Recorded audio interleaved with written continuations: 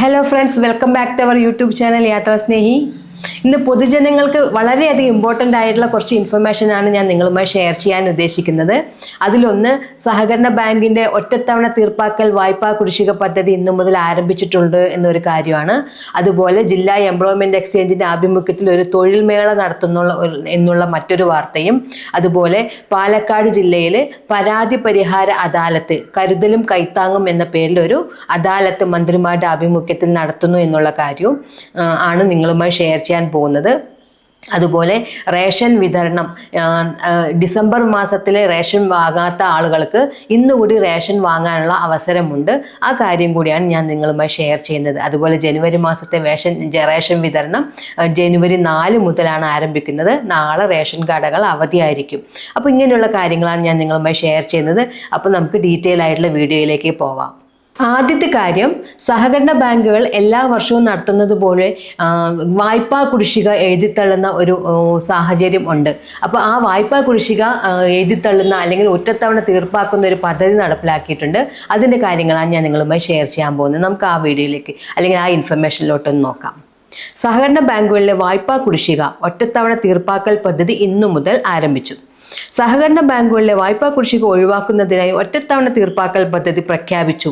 ഇന്നു മുതൽ ഫെബ്രുവരി 28 വരെയാണ് നവകേരളീയം കുടിശ്ശിക നിവാരണ ഒറ്റത്തവണ തീർപ്പാക്കൽ പദ്ധതി ഏർപ്പെടുത്തിയിരിക്കുന്നതെന്ന് മന്ത്രി VN വാസവൻ അറിയിച്ചു. സഹകരണ സംഘം രജിസ്ട്രാറുടെ കീഴിലുള്ള പ്രാഥമിക സഹകരണ സംഘങ്ങൾക്കും ബാങ്കുകൾക്കുമാണ് പദ്ധതി ബാധകം. മരിച്ചവർ, മാരക രോഗങ്ങൾ ബാധിച്ചവർ എന്നിവരുടെ വായ്പകൾ തീർപ്പാക്കാനും വരുമാനദാതാവ് മരിച്ച സംഭവങ്ങൾ ഉണ്ടെങ്കിൽ അത്തരം വായ്പകളിലടക്കം പ്രത്യേക ഇളവുകളും പദ്ധതിയിലുണ്ട്. പലിശയിൽ പരമാവധി 50% വരെ ഇളവ് ലഭിക്കും. അതിദരിദ്ര സർവേ പ്രകാരമുള്ള പട്ടികയിൽ ഉൾപ്പെട്ടവരുടെ 2 ലക്ഷം രൂപ വരെയുള്ള വായ്പകൾക്ക് പ്രത്യേക ഇളവ് നൽകുന്നതിനുള്ള പ്രത്യേകം വ്യവസ്ഥകൾ ഉണ്ട്.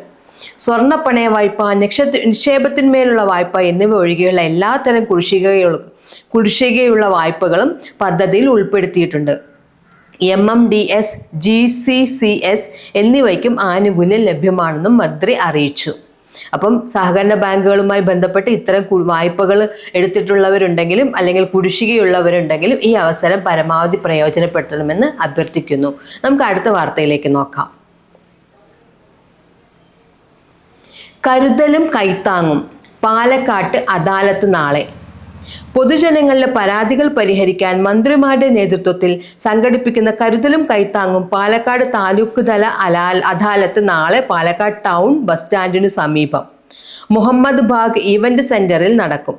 മന്ത്രിമാരായ K കൃഷ്ണൻകുട്ടി, MP രാജേഷ് എന്നിവരുടെ നേതൃത്വത്തിലാണ് അദാലത്ത്. പൊതുജനങ്ങൾക്ക് നേരിട്ട് പരാതി നൽകാം. അപ്പോൾ നമുക്ക് വില്ലേജിലും പഞ്ചായത്തും അല്ലെങ്കിൽ ആയിട്ടൊക്കെ ബന്ധപ്പെട്ടുള്ള ഒരുപാട് പരാതികൾ ഉണ്ടെങ്കിൽ അതെല്ലാം ഒറ്റത്തവണ തീർപ്പാക്കുന്നത് പോലെ തന്നെ ഈ അദാലത്തിൽ പോയാൽ നമുക്ക് പെട്ടെന്ന് മന്ത്രിമാരുമായി നേരിട്ട് ഇടപെട്ടിട്ട് തന്നെ അദാലത്തിൽ പരാതി പരിഹാരം നടപ്പിലാക്കാനുള്ള ഒരു സംവിധാനമാണ് ഇങ്ങനെ നടത്തുന്നത്. അപ്പോൾ ഈ അവസരം എല്ലാവരും പരമാവധി പ്രയോജനപ്പെടുത്തുക. ഇനി ഇതിൽ ഏതൊക്കെ വിഷയങ്ങളിലാണ് പരാതി നമുക്ക് അവിടെ ഉന്നയിക്കാൻ പറ്റുക എന്നുള്ളത് ഡീറ്റെയിൽ ആയി പറയുന്നുണ്ട്. അത് നോക്കാം. ഭൂമി സംബന്ധമായ വിഷയങ്ങൾ, അതായത് പോക്കുവരവ്, അതിർത്തി നിർണയം, അനധികൃത നിർമ്മാണം, ഭൂമി കയ്യേറ്റം, അതിർത്തി തർക്കങ്ങളും വഴി തടസ്സപ്പെടുത്തലും, സർട്ടിഫിക്കറ്റുകൾ,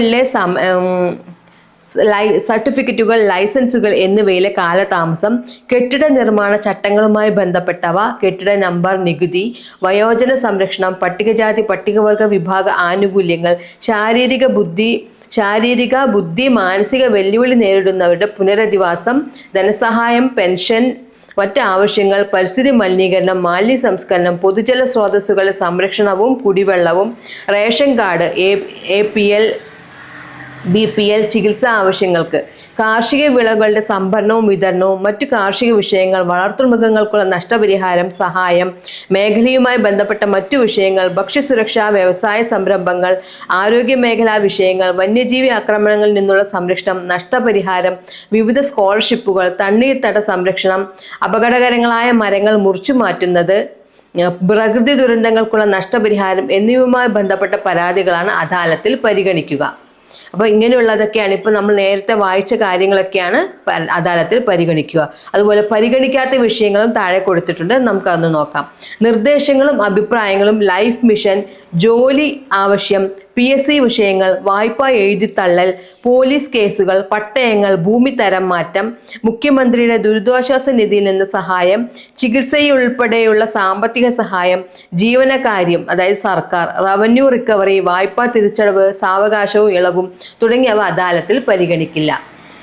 അപ്പോൾ ഈ അദാലത്ത് വളരെ എന്താ പറയുക കാര്യക്ഷമമായി പോകുന്നതാണ്, പെട്ടെന്ന് തന്നെ തീരുമാനമാവുന്നതാണ്. അപ്പോൾ ഇത്തരം നമ്മൾ നേരത്തെ പരിഗണിക്കുന്ന വിഷയങ്ങൾ പറഞ്ഞിട്ടുള്ളവർ ആവശ്യമുള്ള ആളുകളുണ്ടെങ്കിൽ ഈ അദാലത്തിൽ പങ്കെടുക്കാൻ താല്പര്യപ്പെടുന്നു. ഇനി നമുക്ക് അടുത്ത ഡീറ്റെയിൽ ആയിട്ടുള്ള ഒരു വീഡിയോ നോക്കാം. അതായത് ഒരു തൊഴിൽമേള നടത്തുന്നതാണ്. പൊതുജനങ്ങൾക്ക് അല്ലെങ്കിൽ യുവജനങ്ങൾക്ക് വളരെയധികം ആവശ്യമുള്ള ഒന്നാണ് ഈ തൊഴിൽമേള നടത്തുന്നത്. ജില്ലാ എംപ്ലോയ്മെൻറ്റ് എക്സ്ചേഞ്ചിൻ്റെ ആഭിമുഖ്യത്തിലാണ് തൊഴിൽമേള നടത്തുന്നത്. അതിൻ്റെ ഡീറ്റെയിൽ ഒന്ന് നോക്കാം. തൊഴിൽമേള 4-ാം തീയതിയാണ് ഈ തൊഴിൽമേള നടത്തുന്നത്.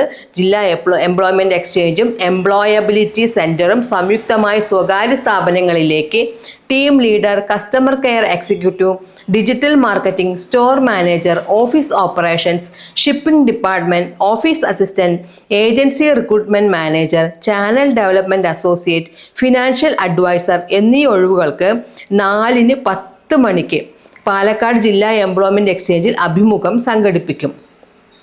SSLC, +2, ഡിഗ്രി യോഗ്യതയുള്ള എംപ്ലോയബിലിറ്റി സെന്ററിൽ രജിസ്റ്റർ ചെയ്ത ഉദ്യോഗാർത്ഥികൾക്ക് മാത്രമാണ് മേളയിൽ പ്രവേശനം. താല്പര്യമുള്ളവർ ഏതെങ്കിലും തിരിച്ചറിയൽ രേഖയുടെ പകർപ്പും ഒറ്റത്തവണ രജിസ്ട്രേഷൻ ഫീസായി 250 രൂപയും സഹിതം പാലക്കാട് ജില്ലാ എംപ്ലോയ്മെന്റ് എക്സ്ചേഞ്ചിൽ നേരിട്ട് ഹാജരാകണം. മുമ്പ് രജിസ്റ്റർ ചെയ്തവർ രസീതും ബയോഡാറ്റ കോപ്പിയും ഹാജരാക്കിയാൽ മതി. അപ്പോൾ 250 രൂപ എക്സ്ട്രാ കൊടുക്കേണ്ടതില്ല. പിന്നെ ഫോൺ നമ്പർ ഇവിടെ കൊടുത്തിട്ടുണ്ട്, എന്തെങ്കിലും ആവശ്യം ഉണ്ടെങ്കിൽ വിളിക്കാനായിട്ട് 0491250545 8289847817. അപ്പോൾ പാലക്കാട് ജില്ലയിലെ യുവജനങ്ങൾ അല്ലെങ്കിൽ ഏത് ജില്ലയിലെ ആയാലും കുഴപ്പമില്ല, ഇവിടെ ജോലി ചെയ്യാൻ താല്പര്യമുള്ള ആളുകളാണെങ്കിൽ തൊഴിൽമേളയിൽ ഈ 4-ാം തീയതി രാവിലെ 10 മണിക്ക് ജില്ലാ എംപ്ലോയ്മെൻറ്റ് എക്സ്ചേഞ്ചിൽ പങ്കെടുക്കുക. ഇനി അടുത്തത് റേഷൻ കടയുമായി ബന്ധപ്പെട്ട അല്ലെങ്കിൽ റേഷൻ വിതരണവുമായി ബന്ധപ്പെട്ട ഒരു ഇൻഫർമേഷനാണ്. നമുക്ക് അതുകൂടി ഒന്ന് നോക്കാം.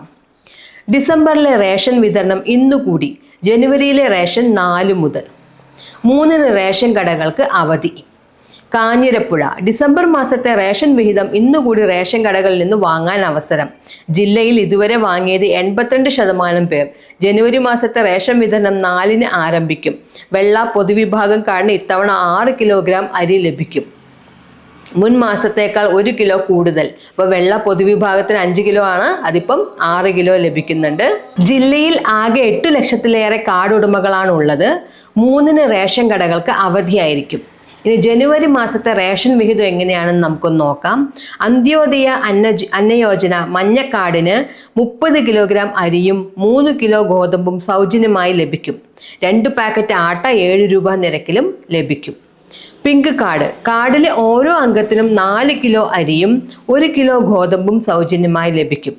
കാർഡിന് അനുവദിച്ച ആകെ ഗോതമ്പിന്റെ അളവിൽ നിന്നോ 3 കിലോ കുറച്ച് അതിനു പകരം 3 പാക്കറ്റ് ആട്ട 9 രൂപ നിരക്കിൽ ലഭിക്കും. അപ്പം 1 കിലോ സൗജന്യ ഗോതമ്പ് ലഭിക്കുന്നതിന് പകരം 3 കിലോ ആട്ടയായിട്ട് വേണമെങ്കിലും വാങ്ങിക്കാവുന്നതാണ്. ഇനി നീല കാർഡ് ഉടമകൾക്ക് കാർഡിലെ ഓരോ അംഗത്തിനും 2 കിലോ അരി വീതം കിലോഗ്രാമിന് 4 രൂപ നിരക്കിൽ ലഭിക്കും.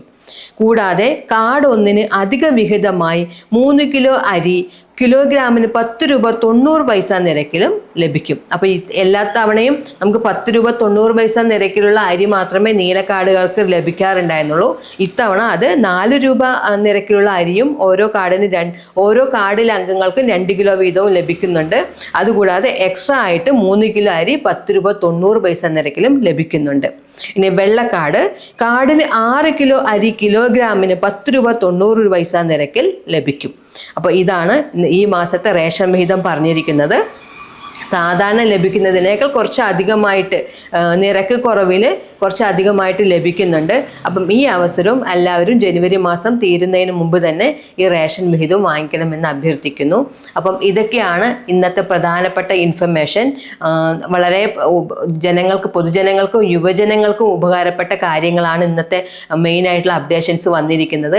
അപ്പം നിങ്ങൾക്ക് ഈ വീഡിയോ എല്ലാം ഉപകാരപ്പെട്ടു എന്ന് തോന്നുന്നുവെങ്കിൽ തീർച്ചയായും നമ്മുടെ ചാനൽ സബ്സ്ക്രൈബ് ചെയ്ത് സപ്പോർട്ട് ചെയ്യുക. നിങ്ങളുടെ വിലയേറിയ അഭിപ്രായങ്ങളെ കമൻറ്റായി അറിയിക്കുക. നിങ്ങൾ വേണ്ടപ്പെട്ടവരിലേക്കെല്ലാം ഈ വീഡിയോ ഷെയർ ചെയ്ത് ചെയ്തെത്തിക്കുക. അവരും ഇത് പരമാവധി പ്രയോജനപ്പെടുത്തട്ടെ. മറ്റൊരു ഇൻഫോർമേറ്റീവ് അപ്ഡേറ്റുമായി വീണ്ടും കാണാം. യാത്രാസ്നേഹി സൈനിങ് ഔട്ട്. ബൈ.